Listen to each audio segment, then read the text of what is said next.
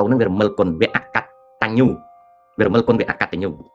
គាត់យល់តាមសម្ដីគាត់គឺគាត់បង្ហាញអញ្ចឹងគាត់សប្បាយរីករាយគាត់អរគុណអ្នកងារប៉ូលីសដែលវាយខ្នោះគាត់ហើយគាត់ប្រាប់អ្នកឈរថតឲ្យថតគាត់ទៀតឲ្យកូនគាត់ហៅប៉ូលីសចាប់គាត់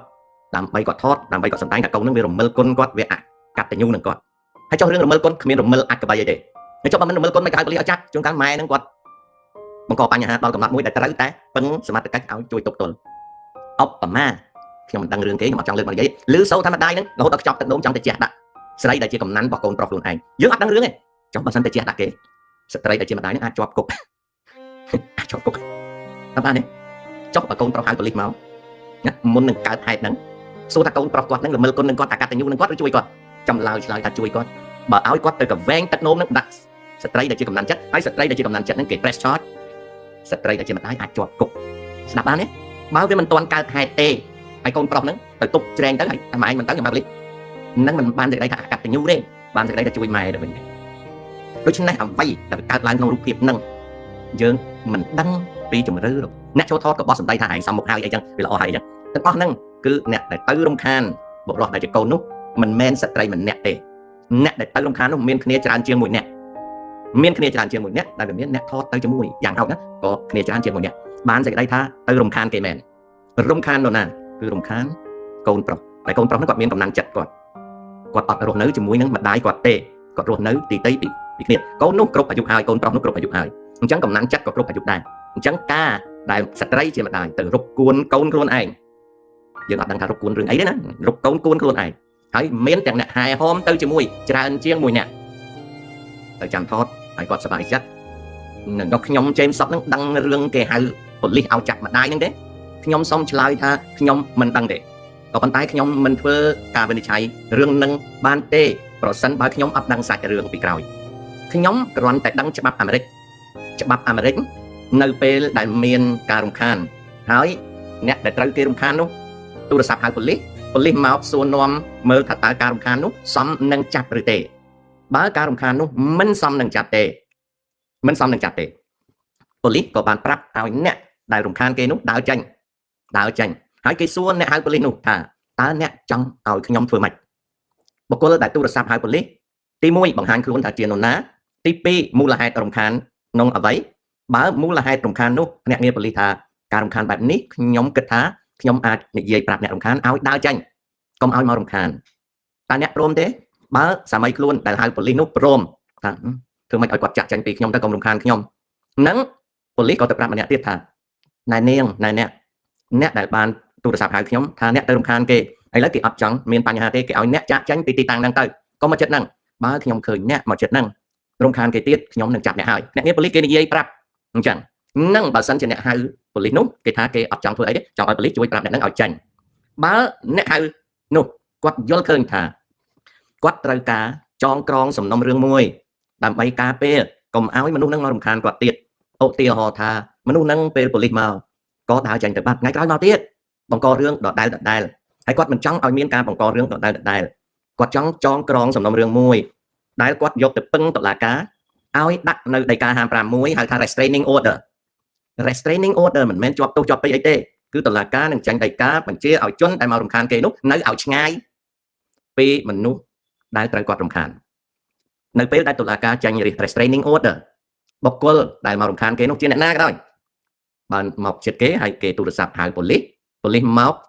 សាមីខ្លួនដែលត្រូវគេរំខានមាន restraining order បុគ្គលដែលទៅរំខានគេត្រូវប៉ូលីសចាប់តើគេចាប់នឹងគេយកទៅធ្វើស្អីគេយ៉ាងច្រើនគេដាក់ឃុំមួយយប់ដើម្បីគេឲ្យទៅជួបតុលាការនៅក្នុងក្រុងខេត្តខ្លះរដ្ឋខ្លះតុលាការមានទាំងយប់ទាំងថ្ងៃអញ្ចឹងគេយកទៅការិយាល័យប៉ូលីសគេឲ្យជនដែលចាប់នោះទទួលដឹងឮថ្ងៃទៅឡើងតុលាការគេក៏ឲ្យមកផ្ទះវិញផ្ទុយទៅវិញបើវាអត់មានចៅក្រមប្រចាំការក្នុងការសម្រេចឲ្យឡើងតុលាការថ្ងៃណាបុគ្គលដែលគេចាប់នោះត្រូវនៅក្នុងឃុំមួយយប់គេអត់មានវាយធ្វើបាបអីទេនៅក្នុងឃុំមួយយប់ស្អែកឡើងទៅជួបមុខចៅក្រមដើម្បីយកថ្ងៃឡើងតុលាការការចាប់របៀបនេះនៅសហរដ្ឋអាមេរិកមានដូចតទៅទី1ឲ្យតែអាមេរិកសមត្ថកិច្ចអាមេរិកហៅខ្លួននរណាឡើងឡាន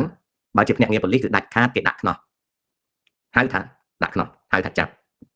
បែបនេះមិនបានសេចក្តីថាបុគ្គលដែលចាប់នោះមានទោសទេគ្រាន់តែមានហេតុផលគេប្តឹងដែលសមត្ថកិច្ចប៉ូលីសយល់ឃើញថាអាចយកទៅឡើងតុលាការបានរីឯតែជាប់ឃុំមួយយប់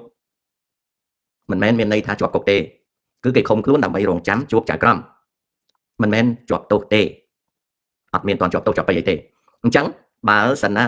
ជារឿងដែលកើតឡើងឬសូវសម្លេងនេះខ្ញុំមិនបង្ហាញរូបភាពទេបើម្ដាយបុរសនឹងគាត់ទៅរំខានបុរសនឹងដែលបុរសនឹងគាត់អត់ចង់ឆ្លោះប្រកែកជាមួយម្ដាយគាត់ទេគាត់ក៏ប្រាប់ម្ដាយគាត់ថាឲ្យចាញ់ពីគាត់កុំរំខានជីវិតរបស់គាត់បើមិនចាញ់បើតាមស្ដាប់ឮទៅគឺប៉ូលីសហ្នឹងគាត់ស្ត្រីដែលជាប់ខ្នោះហ្នឹងគាត់ស្ដាយរីករាយនឹងឲ្យកូនចាប់គាត់ពីព្រោះគាត់យល់ឃើញថាកូនហ៊ានចាប់គាត់គឺគាត់នឹងផ្សាយគាត់ប្រាប់គេឲ្យគេថតនឹងផ្សាយថាស្ត្រីនោះបង្ហាញភាពច្បាស់លាស់របស់គាត់ចង់ត្រួតត្រាកូនប្រុសគាត់ដែលគ្រប់អាយុហើយដែលគ្រប់អាយុតាមផ្លូវច្បាប់ហើយណាដូច្នេះយើងងាកទៅកូនប្រុសគាត់សម្រាប់ហៅប៉ូលីសការហៅប៉ូលីសឲ្យមកអន្តរាគមន៍គឺដល់ចំណុចដែលកូនប្រុសគាត់អត់អាចដោះស្រាយជាមួយម្ដាយបានទេពីព្រោះគាត់អត់មានជេរម្ដាយគ្នាទេកូនស្ត្រីហ្នឹងក៏អត់បានជេរកូនគាត់ទេអត់បានជេរកូនប្រុសគាត់ទេកូនប្រុសគាត់ក៏នៅស្ងៀមអត់មានជេរបចោលគ្នាទេអាចជាប់តាក់ទងនឹងមនុស្សទី3ដូច្នេះបើកូនប្រុសនោះហៅប៉ូលីសឲ្យមកអន្តរាគមន៍មិនឲ្យមកចាប់គាត់ទេឲ្យមកអន្តរាគមន៍ហើយចែកអន្តអីវាមានជាប់ចម្ពាក់រឿងនឹងមនុស្សទី3ជាគូកំណើតរបស់កូនប្រុសអញ្ចឹងគេថាគេ press charge គេចង់ឲ្យយកស្ត្រីនឹងចាញ់ស្ត្រីនឹងក៏ត្រូវចាប់ខ្លួនដាក់ខ្នោះយកទៅការិយាល័យប៉ូលីសជួបតុលាការមិនបានសេចក្តីថាជាប់គុកទេទោះបីជាប់មួយយប់ក៏ដោយក៏អត់ចាត់ទុកថាជាប់គុកដែរពីព្រោះនឹងគឺជានីតិវិធីនៅសហរដ្ឋអាមេរិកបើសិនណាជាកូនប្រុសរបស់គាត់ឬក៏កំណាន់ចិត្តរបស់កូនប្រុសនឹងគេចង់មាន restraining order គេអត់ចង់ឲ្យគាត់នឹងបរិបាលរបស់គាត់មករំខានគេត្រូវសុំឲ្យដីកាឲ្យតុលាការចេញដីកាហាមមិនឲ្យស្ត្រីជាម្ដាយទៅចិត្តកូនប្រុសនិងកំណាន់ចិត្តរបស់កូនប្រុសទេនឹងគេហៅថា restraining order របៀបអញ្ចឹងអត់មានទោសពីអីទេកាន់គេហាមគេថាអ្នកឯងពីរនាក់ហ្នឹងភាគីកហើយនិងភាគីខហ្នឹងមិនត្រូវគ្នាកុំទៅចិត្តគ្នាដើម្បីកុំឲ្យឆ្លោះគ្នាបើទៅចិត្តគ្នាមានគេប្តឹងខ្ញុំចាប់អ្នកឯងហើយបើគេចាប់ក៏គេមិនធ្វើទោសដែរគេទៅប្រមានម្ដងទៀតអាហ្នឹងអញ្ចឹងវាអត់មានវាយដំចំធាក់អីទេណាបងប្អូនអញ្ចឹងប្រហែលជាកូនប្រុសហ្នឹងជាអ្នកហៅប៉ូលីសឬក៏កូនប្រុសហ្នឹងអត់ហៅប៉ូលីសទេកំណាន់ចិត្តរបស់កូនប្រុសហ្នឹងហៅប៉ូលីសហើយកូនប្រុសហ្នឹងគ្រាន់តែព្រមជាមួយថាហៅចុះកុំឲ្យគាត់មករំខានអីចឹងយើងអត់ដឹងរឿងទេក៏ប៉ុន្តែសាច់រឿងហ្នឹងអត់ធ្ងន់ធ្ងរទេវាជានីតិវិធីនៅសហរដ្ឋអាមេរិកគឺគេធ្វើអញ្ចឹងដូច្នេះហើយមនុស្សនៅក្រៅអាមេរិកដែលសរុបសេចក្តីវិនិច្ឆ័យរឿងនេះគឺគ្មានដឹងអីទេណាហើយអាពេតម្ដាយអ្នកមានគុណអីកុំយកមកនិយាយពីព្រោះរឿងហ្នឹងហួសសម័យហើយអារឿងម្ដាយមានគុណហើយកុំយកមកនិយាយថាកូនប្រុសហ្នឹងសុខចិត្តដាក់គុកម៉ែមិនមែនដាក់គុកម៉ែទេស្ត្រីដែលគេវាយខ្នោះហ្នឹងមិនបានជាប់គុក10ឆ្នាំ20ឆ្នាំឬ3ខែ1ខែ2ខែមួយអាទិត្យទេអត់ទេមិនទាន់ដឹងថាជាប់ឬមិនជាប់ទេស្ដាប់ឲ្យបានដូច្នេះការដែលហៅប៉ូលីសគឺដើម្បីដោះស្រាយបញ្ហាមិនមែនរមិលគុណទេអ្នកដែលមិនដឹងរឿងហើយទៅវិនិច្ឆ័យរឿងគេតែអត់ដឹងខ្យល់អីហើយគិតតែខ្លួនហ្នឹងវិនិច្ឆ័យត្រូវគ្មានត្រូវខ្មៅយកអីទេល្ងងមើលនៅភ្នែកវិនិច្ឆ័យគេអត់ដឹងរឿងគេទេខ្ញុំអត់ហាមទេមនុស្សតែវិនិច្ឆ័យគេព្រោះហាមបានទេមនុស្សដែលវិនិច្ឆ័យគេនេះគេចូលគេដឹងរឿងអ្នកដទៃនេះវាច្បាស់លាស់ណាស់អត់ទេរឿងនេះនៅអាមេរិកគឺជារឿង